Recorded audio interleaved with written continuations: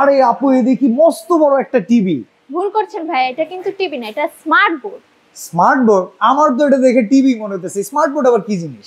আপনারা স্কুল কলেজে বোর্ডে অবশ্যই লেখাপড়া করেছেন। হ্যাঁ আমি চক দিয়ে লিখছি ভাই। ডিজিটাল ভার্সন, এটা smart board, smart interactive flat panel.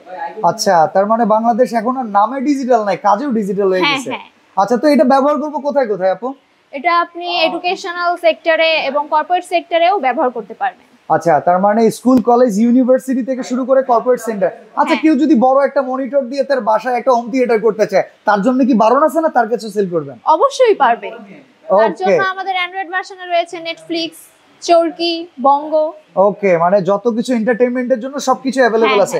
আচ্ছা এটা দুইটা অপারেটিং সিস্টেম, জি, আরেকটা জি। কি উইন্ডোজ অপারেটিং হ্যাঁ সিস্টেম? হ্যাঁ, এটা আরেকটা ভার্সন হচ্ছে ওপিএস বা উইন্ডোজ ওয়ান টাচের মাধ্যমে আমি অ্যান্ড্রয়েড থেকে ওপিএস এ চলে আসতে পারবো। আর পুরোটাই স্ক্রিন কি টাচ সেন্সিবিলিটি আছে? হ্যাঁ হ্যাঁ।